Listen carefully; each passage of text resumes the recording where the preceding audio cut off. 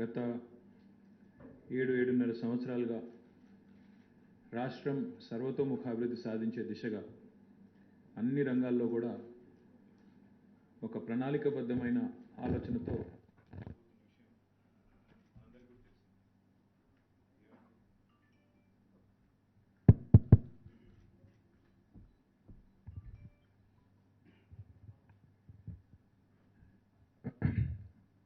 గత 7.5 సంవత్సరాలుగా గౌరవ ముఖ్యమంత్రి గారి నాయకత్వంలో తెలంగాణ రాష్ట్రం అన్ని రంగాల్లో వివిధ రకాల కార్యక్రమాలతో అభివృద్ధి పథంలో ఒక ప్రణాళికాబద్ధమైన ఆలోచనతో ముందుకు పోతున్న విషయం మీ అందరికీ కూడా తెలిసిందే.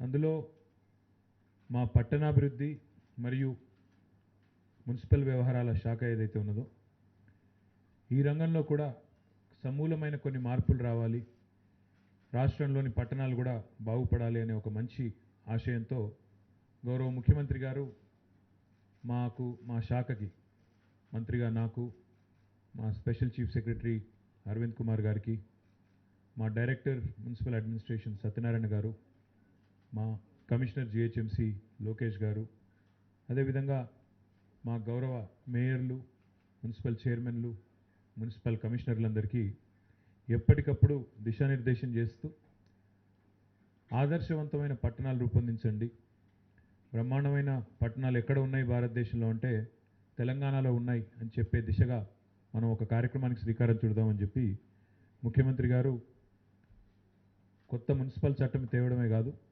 పట్టణ ప్రగతి కార్యక్రమాన్ని కూడా తీసుకొచ్చిన విషయం మీ అందరికీ కూడా తెలుసు.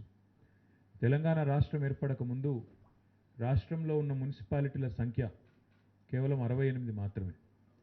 రాష్ట్రం ఏర్పడ్డ తర్వాత ఆ సంఖ్యని 68 నుంచి ఈరోజు 142కు పెంచుకున్నాం. కార్పొరేషన్లు పెరిగినాయి 6 నుంచి 13కి, అదేవిధంగా మున్సిపాలిటీలు కూడా పెరిగి మొత్తంగా ఈరోజు 142 మున్సిపల్ లోకల్ బాడీస్ ఉన్నాయి. క్రమం తప్పకుండా కొత్త మున్సిపల్ చట్టం ఏదైతే 2019లో వచ్చిందో ఆ తర్వాత ఈ పట్టణ ప్రగతి కార్యక్రమాన్ని కూడా ప్రారంభించిన తర్వాత కేవలం విధులను నిర్వచించడమే కాదు, నిధుల విషయంలో కూడా అంటే ప్రజాప్రతినిధుల యొక్క విధులేమిటి, అధికారుల యొక్క విధులేమిటి అని నిర్వచించడమే కాకుండా, డిఫైన్ చేయడమే కాకుండా నిధులను కూడా క్రమం తప్పకుండా పట్టణ ప్రగతిలో ఇప్పటిదాకా ప్రతి నెల విడుదల చేసిన మొత్తం కనుక మనం తీసినట్టయితే 2,959 కోట్ల రూపాయలని ఇప్పటికీ వివిధ పురపాలక సంఘాలకి విడుదల చేయడం జరిగింది. ఇందులో ప్రధానంగా ప్రజా ఉపయోగపరమైన కార్యక్రమాలు అంటే పార్కులు కానీ, మోడల్ మార్కెట్స్ కానీ, పబ్లిక్ టాయిలెట్స్ కానీ, integrated veg and non veg markets కానీ, ఎల్ఈడి లైట్లు కానీ, వైకుంఠ ధామాలు, open gyms, urban lung spaces ఇట్లాంటి కార్యక్రమాలు, ఇట్లాంటి సౌకర్యాలు ప్రజలకి అవసరమైన సౌకర్యాలు ఏర్పాటు చేసే ప్రయత్నం బలంగా చేస్తూ ఉన్నాం. ముఖ్యమంత్రి గారు ఎప్పుడు మాకు ఇచ్చే ఇంకొక ఆదేశం ఏమంటే, ఆలోచన ఏమంటే, మాకు చేసే సూచన ఏమంటే మౌలిక వసతుల మీద దృష్టి పెట్టండి, బేసిక్స్ మీద దృష్టి పెట్టండి అని చెప్తూ ఉంటారు. ఆ క్రమంలోనే అర్బన్ మిషన్ భగీరథ కార్యక్రమంలో భాగంగా తాగునీటికి ఈరోజు ఇబ్బంది లేకుండా మొత్తం రాష్ట్ర వ్యాప్తంగా ఉన్న అన్ని పట్టణాల్లో కూడా చర్యలు తీసుకున్నాం. దానికోసం కూడా పెద్ద ఎత్తున పట్టణ ప్రగతి కానీ ఇతర రూపాల్లో వచ్చిన డబ్బులు కూడా ఖర్చు పెడతా ఉన్నాం. పట్టణాల్లో పారిశుద్ధ్య నిర్వహణకు సంబంధించి కూడా సమగ్రమైన ప్రణాళికలతో గతంలో ఎన్నడూ లేని విధంగా ఒక పటిష్టమైన వ్యూహంతో ముందుకు పోతూ ఉన్నాం.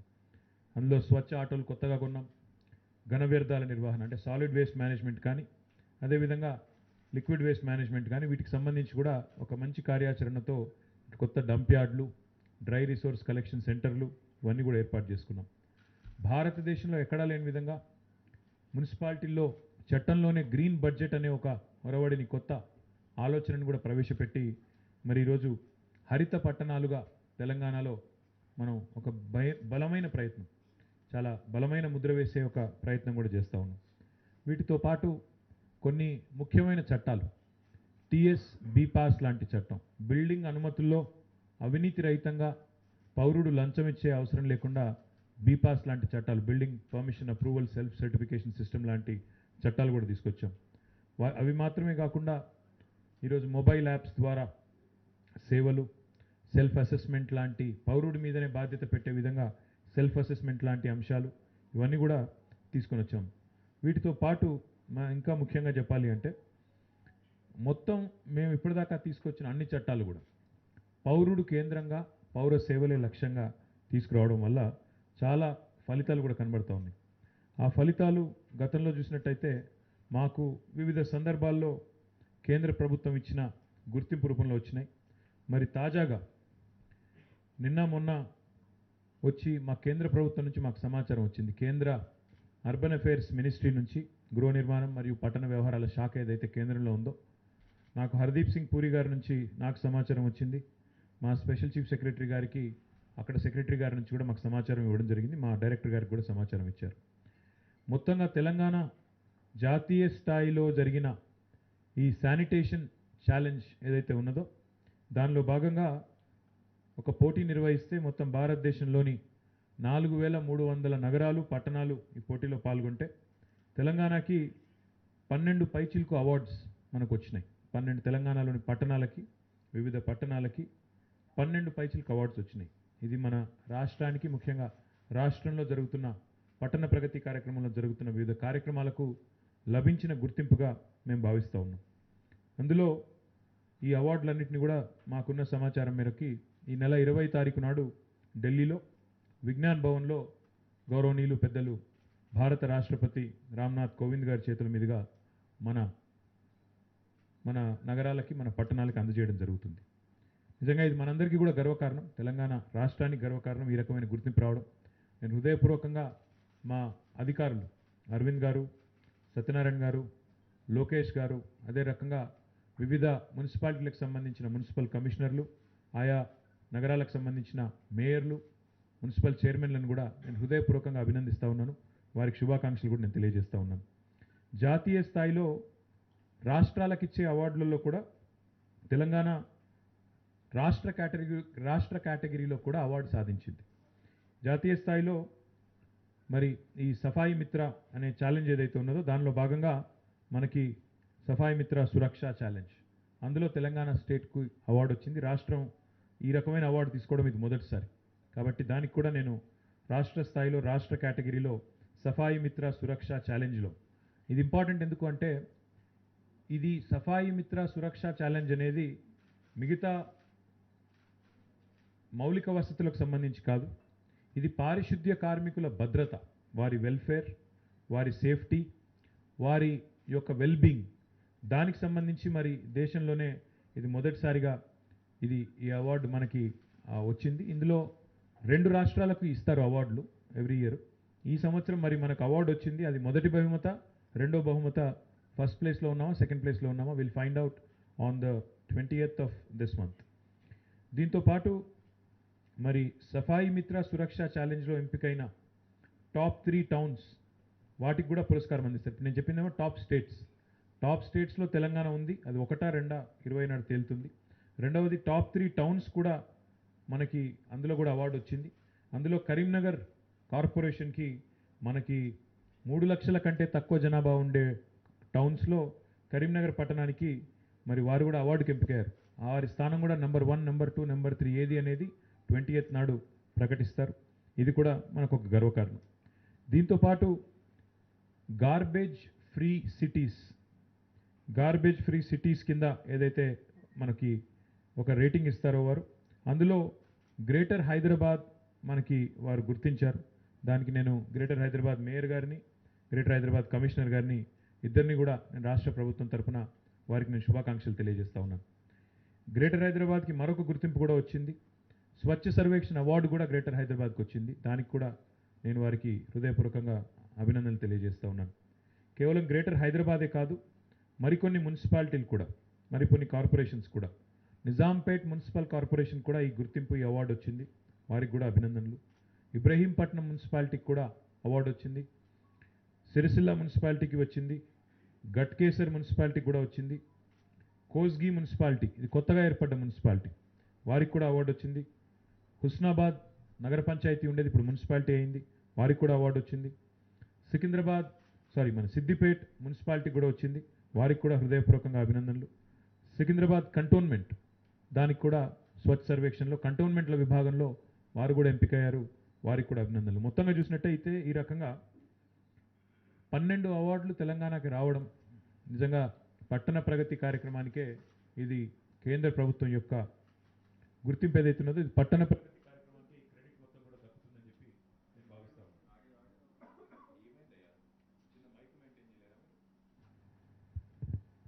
వచ్చిందా ఇప్పుడు?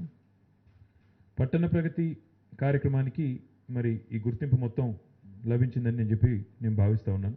ఇప్పటికే మీ అందరికీ తెలుసు, ఇవేమో కొత్తగా వచ్చిన అవార్డులు. కానీ మున్సిపల్ డిపార్ట్మెంట్ గత కొద్ది కాలంగా చేస్తున్న ప్రయత్నం వల్ల రాష్ట్రంలోని 142 ఏవైతే మున్సిపాలిటీస్ ఉన్నాయో వాటిలో ఇప్పటికే 101 మున్సిపాలిటీలు ఓడిఎఫ్ ప్లస్ కేటగిరీ కింద కేంద్ర ప్రభుత్వం ఇప్పటికే గుర్తించింది. ఇంకా ఒక అడుగు ముందుకేసి ఒక 8 మున్సిపాలిటీలని ఓడిఎఫ్ ప్లస్గా 101 ఓడిఎఫ్ ప్లస్ కేటగిరీ కింద గుర్తించబడ్డాయి. మొత్తం రాష్ట్రంలో 142 మొత్తం ఓడిఎఫ్ కింద ఎప్పుడో గుర్తించబడ్డాయి. ఓడిఎఫ్ ఏమో కంప్లీట్ స్టేట్, ఓడిఎఫ్ ప్లస్ ఏమో 101 మున్సిపాలిటీలు, ఓడిఎఫ్ ప్లస్ అంటే 2 ప్లస్లు, ఇది 8 మున్సిపాలిటీస్కి గుర్తింపు వచ్చింది. ఇది కూడా కేంద్ర ప్రభుత్వం గతంలోనే ఇచ్చింది. దీంతోపాటు వాటర్ ప్లస్ సిటీగా హైదరాబాద్ నగరాన్ని ఇప్పటికే కేంద్ర ప్రభుత్వం గుర్తించింది. ఈ రకంగా ఆ క్రెడిట్ కూడా మనం తెలంగాణ రాష్ట్రానికి వచ్చిందని చెప్పవచ్చు.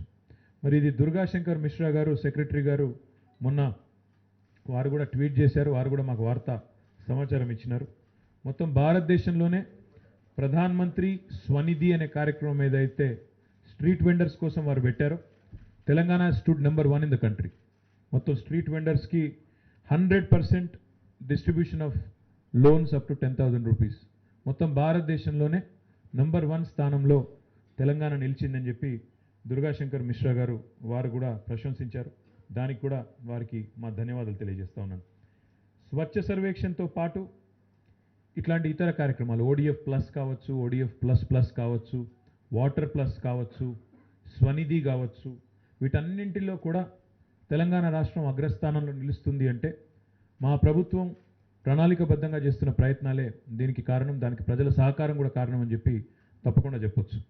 దీంతోపాటు అంటే చిన్న ఉదాహరణ మీకు చెప్పాలి అంటే ఏ రకమైన ప్రయత్నాలు జరిగినాయి, ఈ ఒక టాయిలెట్స్ విషయమే తీసుకుంటే రాష్ట్ర ప్రభుత్వం గతంలో మొత్తం రాష్ట్రంలో ఉన్న అన్ని మున్సిపాలిటీల్లో ఉన్న ఒక మరుగుదొడ్ల సంఖ్యనే తీసుకుంటే 8,000 నుంచి 8,500 మధ్యన ఉండేది.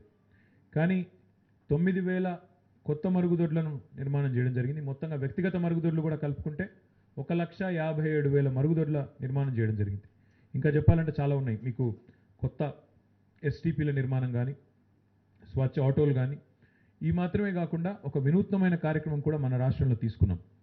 ఫీకల్ స్లడ్జ్ ట్రీట్మెంట్ ప్లాంట్స్ మొత్తం రాష్ట్రంలోని అన్ని మున్సిపాలిటీలో ఏర్పాటు చేయాలనే లక్ష్యంతో అన్ని పట్టణాలు కూడా భవిష్యత్తులో ఓడిఎఫ్ ప్లస్ కావాలనే ఆలోచనతో తెలంగాణ గవర్నమెంట్ ముందు చూపుతో ఏర్పాటు చేసిన FSTP faecal sludge treatment plant వల్ల మనకి స్వచ్ఛ సర్వేక్షణలో కూడా మనకి మంచి మార్కులు వచ్చినాయి. దానివల్ల కూడా మనకి కొన్ని ర్యాంక్స్ వచ్చాయి. ఈ రకంగా ఇంకా తెలంగాణ ప్రభుత్వం చేస్తున్న వివిధ కార్యక్రమాల వల్ల, వివిధ ప్రయత్నాల వల్ల మనకి కేవలం కేంద్ర ప్రభుత్వ గుర్తింపే కాదు, ఇంకా చాలా రకాల గుర్తింపులు కూడా హడ్కో నుంచి తర్వాత ఇంకా ఇతర పబ్లికేషన్స్, డిజిటల్ టెక్నాలజీ సభా ఎక్సలెన్స్ అవార్డు, తర్వాత జనాగ్రహ సిటీ గవర్నెన్స్ అవార్డ్స్, ఇట్లా చాలా ఉన్నాయి ఇంకా కూడా వచ్చిన గుర్తింపులు. కానీ we're taking a lot of delight, we're taking a lot of pride in the newly announced awards of sanitation challenge from government of India. ఎందుకంటే ఇప్పటిదాకా మాకు ఎక్కువ వరకు పల్లెలకే అవార్డులు వచ్చినాయి, ఇప్పుడు పట్టణాలకు కూడా అవార్డులు వస్తూ ఉన్నాయి. కాబట్టి ఇటు పల్లె ప్రగతి అటు పట్టణ ప్రగతి ఏకకాలంలో కలిసి జరగడం అనేది ఒక రాష్ట్రంలో అరుదు. అట్లాంటిది ఈరోజు అటు రూరల్ డెవలప్మెంట్ ఇటు అర్బన్ డెవలప్మెంట్ రెండు కూడా మంచి పర్ఫార్మెన్స్ చూపెడుతున్నందుకు హృదయపూర్వకంగా మా అధికారులకి అదే రకంగా గౌరవ ప్రజాప్రతినిధులందరికీ హృదయపూర్వకమైన అభినందనలు తెలియజేస్తూ ఈ అవార్డుల కార్యక్రమంలో అందరం కూడా మా బృందం అంతా కూడా మొత్తం కలిసి పాల్గొంటాం 20 తారీఖు నాడు. ఎందుకంటే కేంద్ర ప్రభుత్వం ఆహ్వానించింది, ఆ మంత్రి గారు స్వయంగా ఉత్తరం రాశారు రమ్మని. కాబట్టి అందరం కూడా కలిసి పాల్గొని తెలంగాణలో జరుగుతున్న కార్యక్రమాలను వారికి వివరించే ప్రయత్నం చేస్తాం. మరికొంత సహకారం కూడా వారి నుంచి కోరుతాం. ఎందుకంటే ఒక పర్ఫార్మింగ్ స్టేట్, ఒక స్టేట్ ఏదైతే ఇన్ని రకాలుగా ఇన్ని కేటగిరీస్లో మంచి పర్ఫార్మెన్స్ని చూపుతోందో ఈ స్టేట్కి మరింత ఇతోధికంగా సహాయం చేయండి, మరింత అండగా నిలబడండి అని కేంద్ర ప్రభుత్వాన్ని కోరుతాం. అది హైదరాబాద్ కావచ్చు, ఇతర పట్టణాలు కావచ్చు, దానికి సంబంధించిన అన్ని సమస్యలను కూడా కేంద్ర ప్రభుత్వ దృష్టికి మళ్ళొకసారి తీసుకెళ్ళి వారి సహకారాన్ని, ఇతోధిక సహాయాన్ని కోరుతాం. ఈ రకంగా ముందుకు పురోగమిస్తామని చెప్పి తెలియజేస్తూ మళ్ళొకసారి అందరికీ శుభాకాంక్షలు, ధన్యవాదాలు. Thank you. డబుల్ బెడ్రూమ్లో విషయంలో కూడా రాహుల్ గారు మాకు అవార్డులు అందులో కూడా వచ్చినాయి. In fact I will be announcing it soon. మరి అవార్డులు వస్తున్నాయి, డెఫినెట్గా ప్రజలకు కూడా అవి అందుతాయి. మీకు అంత యాంగ్జైటీ అవసరం లేదు. డెఫినెట్గా I conduct another press meet, I give you all details and I elaborately answer, because see, first thing Rahul, you need to realize there is no other government in the country which is constructing double bedroom houses. First thing. ఇంకా ఎక్కడ భారతదేశంలో ఎక్కడ కూడా తెలంగాణ ప్రభుత్వం తీసుకున్నంత పెద్ద programme 18,000 కోట్ల రూపాయలతో ఇల్లు కట్టిస్తున్న ఏ ప్రభుత్వం కూడా భారతదేశంలో లేదు. ఒక్కొక్క ఇంటి యొక్క హైదరాబాదే తీసుకుంటే 9 లక్షలు ఖర్చు అవుతుంది. అంటే గతంలో కట్టిన ఇందిరమ్మ ఇల్లుతో పోలిస్తే దాదాపు ఒక డబుల్ బెడ్రూమ్ ఇల్లు ఒక 10 ఇందిరమ్మ ఇళ్ళకు సమానం అవుతుంది. కాబట్టి don't look at quantity, look at quality. డెఫినెట్గా డబుల్ బెడ్రూమ్ ఇల్లు కూడా మళ్ళొకసారి నేను మీకు ఎలాబరేట్గా, because I'm not the housing minister, so I don't have the details readily of me right now. అవి కూడా మీకు తప్పకుండా అందజేస్తాం.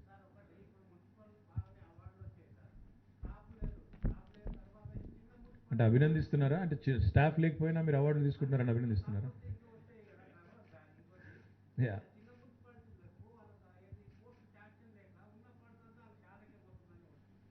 అట్లా ఏం లేదు సార్. పట్టణ ప్రగతిలో మీకు పర్ క్యాపిటల్ ఇవ్వడమే కాకుండా ఎక్కడైనా చిన్న మున్సిపాలిటీలు ఉంటే వాటికి అదనంగా కూడా టీయూఎఫ్ఐడిసి లాంటి సంస్థల ద్వారా నిధులు ఇస్తున్నాము. ఎక్కడా కూడా అట్లాంటి సమస్య లేదు. తెలంగాణలో ఈరోజు మీరు చూసినట్టయితే అంటే ఇంకా ఇస్తే బాగుంటుందో అనే ఆలోచన ఉండవచ్చు, తప్పేం లేదు. డెఫినెట్గా అది ఉండవలసిందే. కానీ నిధుల కొరత ఉంది అనే మాట ఎక్కడ లేదు. ఇన్ఫ్యాక్ట్ ఈ ప్రభుత్వం వచ్చిన తర్వాత ఈరోజు మీరు రాష్ట్రంలో ఎక్కడ ఏ మున్సిపాలిటీ కన్నా వెళ్ళండి, అక్కడ పారిశుద్ధ్య కార్మికులకి గతంలో 3-4 నెలలకు ఒకసారి జీతం వచ్చే పరిస్థితి ఉండేది కాదు గతంలో ఉన్నప్పుడు. కానీ ఇప్పుడు ఈ ప్రభుత్వం వచ్చిన తర్వాత నెల నెల టంచన్గా 12,000 రూపాయలకు తగ్గకుండా శాలరీస్ పెంచాము. నెల నెల టంచన్గా ఇస్తున్నాం. వాళ్ళు రోడ్ ఎక్కే అవసరం లేకుండా చేసినాం. నెంబర్ 1. నెంబర్ 2 ఏంటంటే హైదరాబాద్ లాంటి ప్లేస్లో అయితే 2-3 సార్లు కూడా జీతాలు పెంచాం పారిశుద్ధ్య కార్మికులు. కాబట్టి అటు మీకు పారిశుద్ధ్య కార్మికులకు సంబంధించి కానీ, ఇటు క్యాపిటల్ వర్క్స్ అంటే మౌలిక వసతుల కోసం పెట్టే ఖర్చు కానీ, రెండింటి విషయంలో కూడా ప్రభుత్వానికి స్పష్టత ఉంది. కాబట్టే పూర్తి స్థాయిలో వారికి అండగా డైరెక్ట్గా ఇచ్చే రాష్ట్ర ప్రభుత్వం నుంచి ఇచ్చే నిధులు ఇస్తున్నాము. అదనంగా టీయూఎఫ్ఐడిసి లాంటి సంస్థ ద్వారా కూడా దాదాపు 3,000 కోట్ల రూపాయలు అదనంగా ఇచ్చాము. ఇది గతంలో ఎప్పుడు లేదు, ఆ సంస్థ లేదు. తెలంగాణ వచ్చిన తర్వాతనే ఆ సంస్థను సృష్టించాము. దాని నుంచి డబ్బులు కూడా ఇస్తా ఉన్నాం. కాబట్టి ఆ విషయం మున్సిపాలిటీల్లో నిధులు లేమి అనేది లేదు. రిక్రూట్మెంట్ చేయాల్సి ఉంది, చేస్తాం, తప్పకుండా చేస్తాం.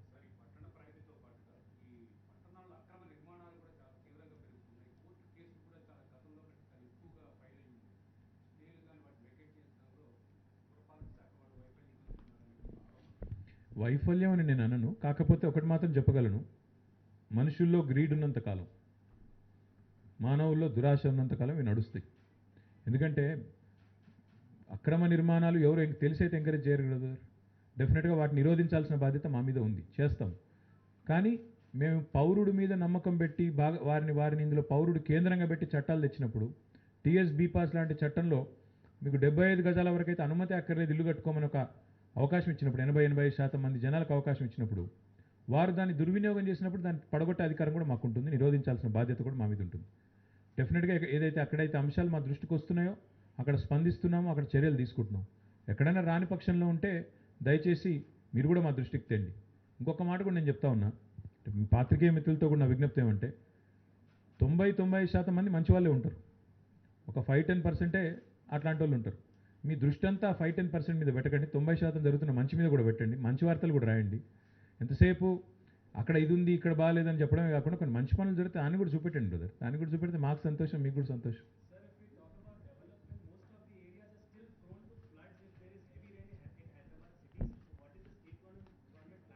I'll tell you what, brother. See, if you look at the total land extent of the state of Telangana, it's about 1,12,000 square kilometers. If you look at only Hyderabad, it's about 675 square kilometers. Since your question is only pertinent to Hyderabad, 675 square kilometers. The total population of the state is about 4 crores. But the total population of Hyderabad is about 1 crore. And if you include the floating population, that will be about 1.25 crores. So imagine the kind of load there is on urban infrastructure. The total expanse of the state is 1,12,000 square kilometers, where 4 crore people are dispersed. But in Hyderabad alone, in about 675 square kilometers, you have nearly 1.25 crore people living here. So the load on the urban infra is quite high, quite heavy. That's the urban sprawl that we have. So therefore, the situation that you see in some places, I mean, and I also find it interesting and amusing also at the same time when media reports that Hyderabad is drowned. Only when 2 colonies have submerged, you decide to call it that, you decide to name it or label it that entire Hyderabad is drowned and submerged, which is not accurate. In fact, it's far from being accurate.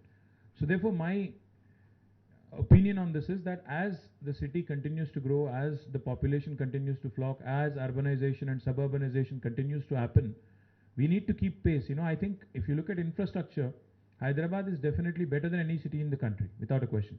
But if you ask me, is there no scope for improvement? Of course there is. I need to improve the stormwater drains. That's why we've launched, SNDP, the Strategic Nala Development Program. About 858 crores have been sanctioned. Now the next phase will also be taken up. Kaam karte jayenge. But of course, there will always be that issue of us playing catch up to the growing pace of the city. So therefore, yes, we will come to it. हर जगह हो रहा है भाई. South north का distinction हमारे पास नहीं है. South में भी काम हो रहा है, नॉर्थ में भी हो रहा है.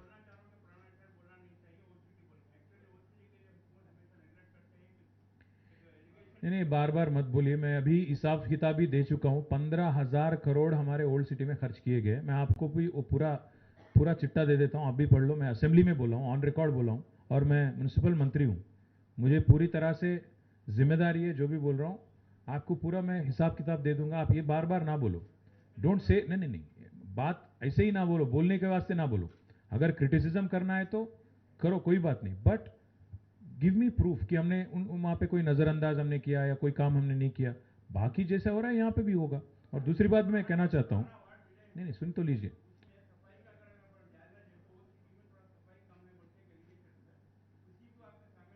नहीं, मैंने असेंबली में भी वादा किया था कि ओल्ड सिटी के लिए 300 एडिशनल, 350 या कुछ एडिशनल स्वच्छ ऑटो टिपर भी हम जल्दी देने वाले हैं. 1500 कुछ मिलने वाले हैं. उसमें से ज़्यादातर ओल्ड सिटी को ही देंगे ताकि वहाँ पे भी साफ सफाई और इम्प्रूव.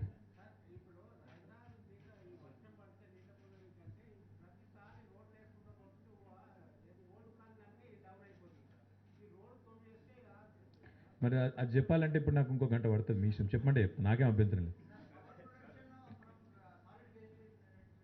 చేస్తున్నాం కదా బ్రదర్. ఆల్రెడీ మొత్తం దక్షిణ భారతదేశంలోనే అతి పెద్ద వేస్ట్ టు ఎనర్జీ ప్లాంట్ ఇప్పుడు హైదరాబాద్లోనే ఉంది. It's 20 megawatt plant that is already been operationalised. It's working and its capacity expansion is also being done. ఇంకా అడిషనల్గా ఇంకో 28 మెగావాట్స్ అక్కడే పెట్టబోతున్నాము. అది కాకుండా అల్టిమేట్గా హైదరాబాద్లో వేస్ట్ టు ఎనర్జీ ప్లాంట్ భవిష్యత్తులో, ఎందుకంటే హైదరాబాద్లో ప్రస్తుతం 6,500 మెట్రిక్ టన్నుల కంటే ఎక్కువ వస్తుంది చెత్త. సో ఇదంతా కూడా మనం కరెక్ట్గా యూటిలైజ్ చేస్తే దాదాపు 90 మెగావాట్ల పైచిలుకు వేస్ట్ టు ఎనర్జీ నుంచే ఉత్పత్తి చేసేదానికి అవకాశం ఉంది. ఈ ప్రభుత్వం వచ్చిన తర్వాత వేస్ట్ టు ఎనర్జీ ప్లాంట్ వచ్చింది. బెటర్ మీకు కలెక్షన్ ఆఫ్ వేస్ట్ అవుతుంది. దాంతోపాటు 2 ప్లాంట్స్ వచ్చినాయి. కన్స్ట్రక్షన్ అండ్ డెమోలిషన్ వేస్ట్ సంబంధించి కూడా 2 ప్రత్యేకమైన ప్లాంట్లు, ఒకటి ఫతుల్గూడలో, ఒకటి జీడిమెట్లలో కూడా వచ్చింది. ఒక్కొక్కటి 500 టన్నుల కెపాసిటీ. ఇవేవి లేవు గతంలో. So please also recognise all the good work that is being done. ఎంతసేపు don't only focus on the smaller minor glitches, please also focus on the positives that this government has brought in, especially municipal administration department has brought in.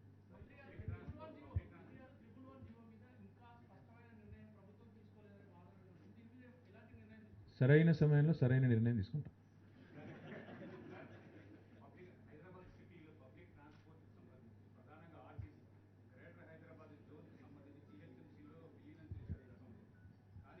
విలీనం చేయలేదు, support కోసం అడిగారు. విలీనం చేయలేదు, number 1. Number 2, మీరు public transportation విషయానికి వస్తే ఇప్పుడిప్పుడే కోవిడ్ తర్వాత పరిస్థితులు చక్కబడుతున్నాయి. హైదరాబాద్ మెట్రో కూడా మొన్న ఒక కమ్యూటర్ నాకు ట్వీట్ చేశారు, మీరు సమయాలు పెంచండి, వేల పెంచండి అన్నారు. సో పెంచాం వెంటనే. So this is the government that listens to it's people. This the government that actually believes in participatory governance. ఒక సిటిజన్ చెప్తే ట్యాంక్ బండ్ని మొత్తం ఈరోజు ఎవ్రీ సండే ఫన్ డే చేస్తున్నాం. ఇంకొక ఆయన మాకు చెప్తే మొత్తం చార్మినార్ దగ్గర కూడా అట్లాంటి ప్రోగ్రామ్ పెట్టాం. ఇంకొకరు చెప్తే మెట్రో వేలలు మార్చాం. So this the government that believes in getting feedback. మేము ప్రజల నుంచి ఆ ఫీడ్బ్యాక్ తీసుకుని ఈ గవర్నమెంట్ ఉన్నంత అందుబాటులో నాకు తెలిసినంత వరకు గతంలో ఎప్పుడైనా ఒక మున్సిపల్ అడ్మినిస్ట్రేషన్ ప్రిన్సిపల్ సెక్రటరీ కానీ, సిడిఎంఏ కానీ, కమిషనర్ కానీ, మేయర్ కానీ సోషల్ మీడియాలో కూడా ప్రజల విజ్ఞప్తులు స్వీకరించి పరిష్కరించిన పరిస్థితి ఉందా గతంలో ఎప్పుడన్నా? ఇప్పుడు మొట్టమొదటిసారి ఇట్లాంటివి చూస్తున్నారు మీరు. ఒక హైదరాబాదే కాదు, వివిధ కార్పొరేషన్లు, వివిధ మున్సిపాలిటీలు ఈరోజు ఎక్కడికక్కడ ప్రజాప్రతినిధులు కేవలం డైరెక్ట్గా మాత్రమే, ప్రత్యక్షంగా మాత్రమే కాకుండా ఇట్లాంటి మాధ్యమాల ద్వారా కూడా అందుబాటులో ఉంటున్నారు, పరిష్కారం చేసే ప్రయత్నం చేస్తున్నారు, చేయడం లేదని కాదు. బట్ ఇది సబ్జెక్ట్ ఎట్లాంటిదంటే, నేను ఎప్పుడు చెప్తా ఉంటాను మా డిపార్ట్మెంట్ వాళ్ళకి, మా municipal administration department is not the most glamorous department. మేము ఒక 10 రోజులు కాదు, ఎవ్రీ డే సంవత్సరంలో 365 రోజులు ఉంటే ప్రతిరోజు నగరాన్ని పరిశుభ్రంగా పెడితే మాకెవరు అభినందించరు. కానీ ఒక్కరోజు మేము సరిగ్గా పనిచేయకపోతే మాత్రం అందరు తిడతారు. This is the thankless job. ఇది అట్లాంటి జాబ్ ఇది. కాబట్టి అప్పుడప్పుడు మమ్మల్ని సంబరపడి, ఇట్లా అవార్డులు వచ్చినప్పుడైనా సంబరపడిస్తే మంచిదే కదా మీకు కూడా. ఏ సార్, అన్నీ ఒకరోజు చెప్పేస్తే ఎట్లా? ఎట్లా కాదు, ఎన్ని రాస్తావు బ్రదర్? ఇప్పుడు ఎన్ని చెప్పేస్తాను నన్ను అడిగేస్తే. నేనేమంటున్నా అంటే, ఈరోజు మా అవార్డుల మీద రాయన్నా. మాకు అవార్డులు వచ్చినాయి, మా డిపార్ట్మెంట్ ఆనందంగా ఉంది, మా వాళ్ళు ఆనందంగా ఉన్నారు, చప్పట్లు కొడుతున్నారు, అవి రాయండి ఒకరోజు. తర్వాత సమస్యలు అనంతంగా ఉంటాయి, ఎప్పటికీ ఉంటాయి, అప్పుడు మళ్ళీ చూసుకుందాంలేండి. మల్లేశం గారు లే, ఆయన అందుకే నేను పేరు కూడా తీసుకోవట్లేదు మళ్ళీ పేరు. మల్లేశం గారు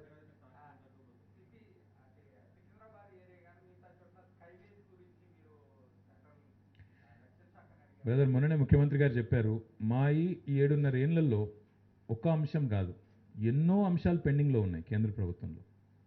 ఒక్కొక్క అంశం వదిలిపెట్టకుండా వాళ్ళను వెంటబడి, వాళ్ళను వేటాడి, ఎంబడబడి సాధించుకునే ప్రయత్నం చేస్తాం.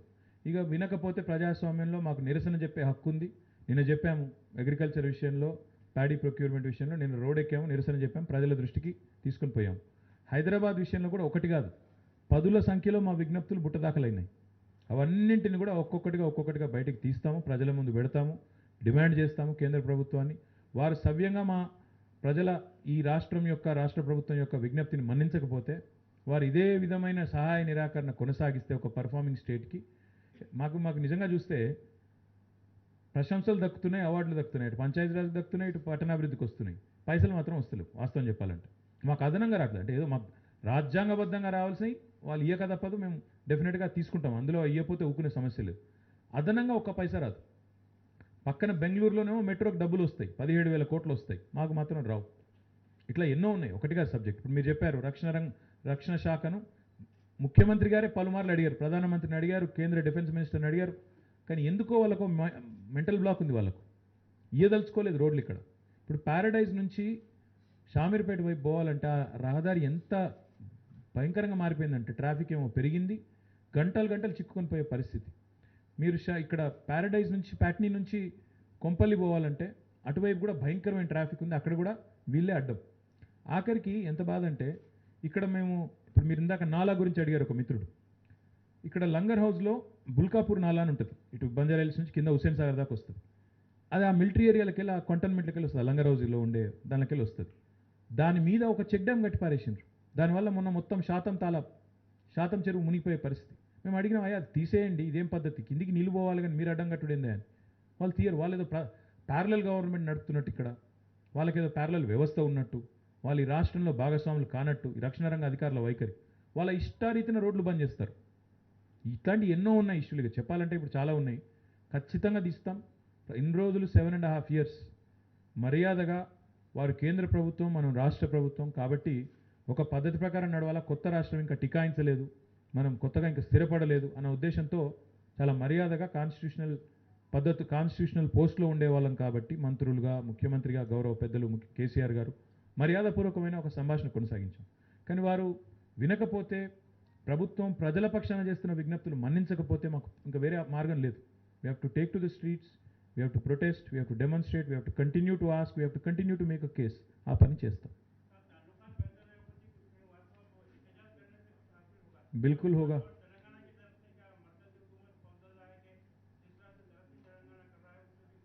अरे तेलंगाना अगर बनी आज, जबकि बहुत लोग मान रहे थे कि नहीं बनेगी कभी, मिशन इम्पॉसिबल है, अगर तेलंगाना बनी तो जिद्दोजहद से ही बनी, लड़ाई से ही तो बनी।